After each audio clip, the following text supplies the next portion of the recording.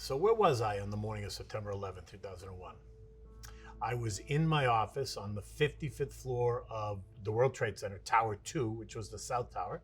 It started almost like every other day. Got to the office at about 7 o'clock in the morning. There were 3 or 4 guys we worked together, and they had their office across the hallway from me. And so this particular morning, they came into my office and said, let's go to breakfast. And I said, I can't go. And they left at about 8 o'clock. And for some reason, this one guy, he was just determined that I go to breakfast that day. And he turned around and got back in the elevator and came all the way back upstairs just to come and get me. And he walks into my office. We really want you to come to breakfast. I mean, he made it virtually impossible for me to say no. So I said, okay. And we walked across. The exchange is only 3 blocks away from the Trade Center. So I was already over the exchange when the first plane hit. So I have no idea. I don't hear it. I don't see it. I didn't feel it. Had no clue what had just happened. Now we finished breakfast, we go downstairs, we get to the lobby of the New York Stock Exchange. And when there's like all this commotion going on, something's happened, but you don't really know what's happened. So I looked at the security guard and I said, what's going on? What's all the commotion? He goes, a plane just flew to the side of the Trade Center. I looked up in the sky and I just saw smoke and crap just flying in the air. And I thought to myself, wow, I said, I better go and call my wife. We had 2 young daughters at the time. And when she picks up the phone, she's crying. Now, I don't understand why she's crying. Suddenly, she starts screaming into my ear because she's actually watching on TV as the second plane is circling around. The plane hit the building, the explosion happened, and you could feel the earth shake. You could feel the power of the explosion. And then the alarm sounds at the exchange to tell everyone to get out. And then we get down Wall Street, and at some point halfway down the street, you turn around and you look and you could see the top halves of the trade centers.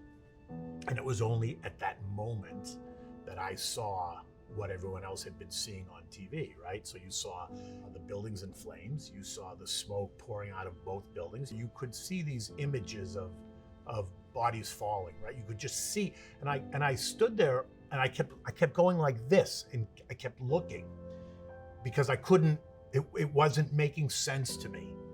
You could hear the sirens, you could hear the ambulances, and then you could hear a pin drop. Like it was that surreal. We were right at about the Manhattan Bridge when suddenly there was this massive sound. And it sounded like they were blowing the streets up. Then it sounded like it was coming from above. I looked straight ahead because we had this clear shot of the trade centers, the 2 of them kind of side by side. The first tower was collapsing. And I thought to myself, that's the South Tower. Like that's the building I was in. 10 minutes later, the same thing happened again. The sound, the rumbling, and then that was the second tower to collapse. It took us 3.5 hours to get to Grand Central, and they were just screaming at everybody, just get on a train, whatever train, just get on a train to get out of the city. And nobody spoke. Like when you're on the train, there was no talk on the train. You heard people crying, you heard people praying, you heard no talking. When the train leaves the station at Grand Central, you're in this long, dark tunnel for 12 minutes. And then what comes up at 125th Street, it comes up and it turns left and then it goes north again. And when it turns left, before it goes north, you have this spectacular view of the west side of Manhattan. And so when it turned, everybody leaned down to look out the window. And you saw what you saw was, you didn't see the buildings anymore, but you saw that smoke. That cloud of smoke. There were so many vivid memories. The images of the first time I saw the Trade Center from out on Wall Street, when I saw them engulfed in flames, and when I saw the images of the bodies falling, are images that, for a long time I couldn't get out of my head, right? I just couldn't.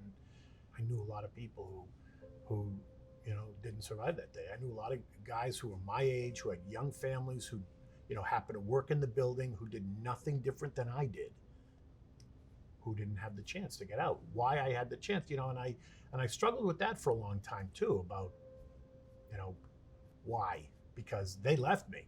I told them to go and they left me. Had that one guy not had a bug up his backside to come back and get me, I wouldn't be here talking to you today. I spent a lot of time trying to reconcile why.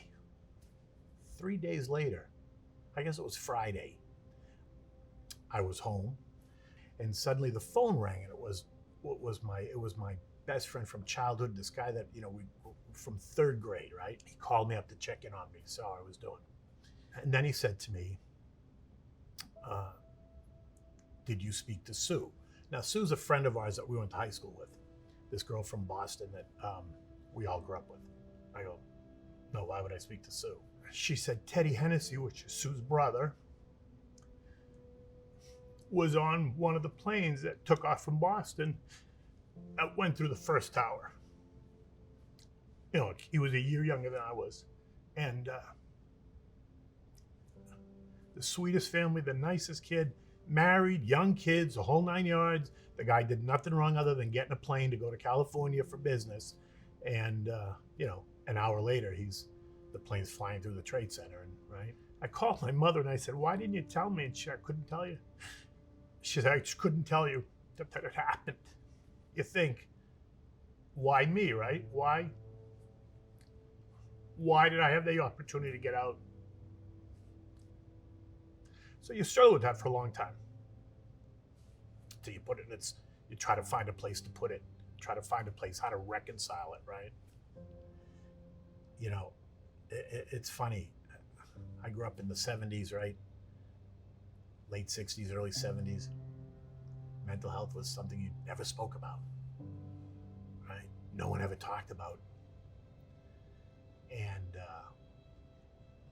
this event suddenly changed that whole thought process, right? Everything that I thought I knew about therapy or mental health went right out the window after that day. I'm sorry that it took an event like that for me to sit around and go, wow, you know, I need to talk to somebody about this. We should talk about mental health the same way we talk about any other disease or any other issue. But when people suffer from mental health issues, everybody's afraid to talk about it.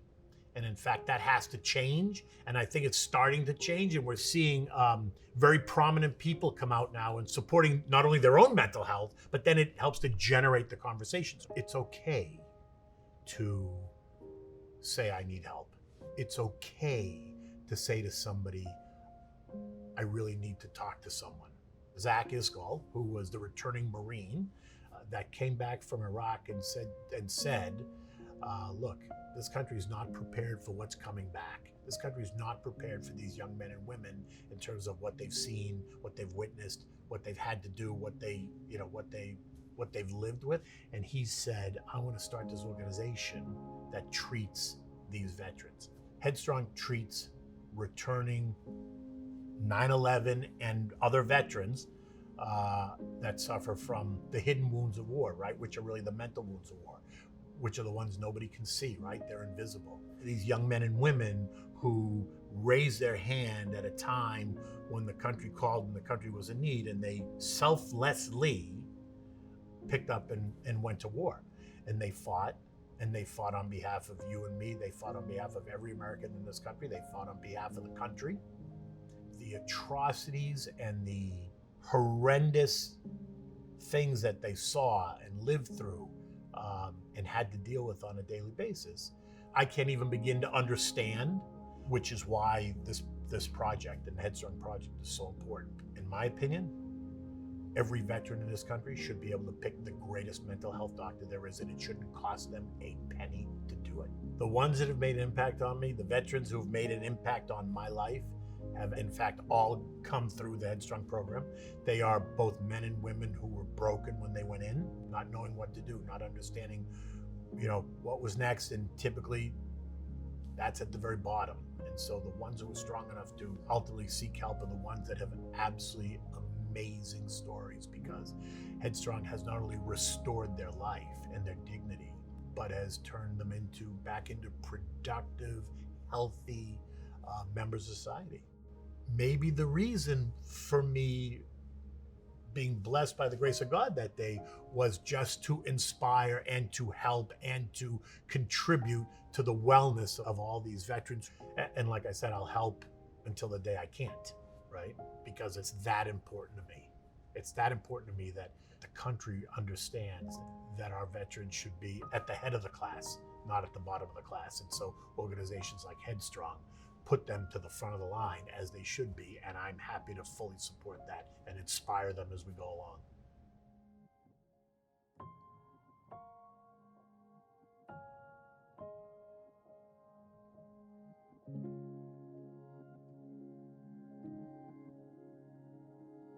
you.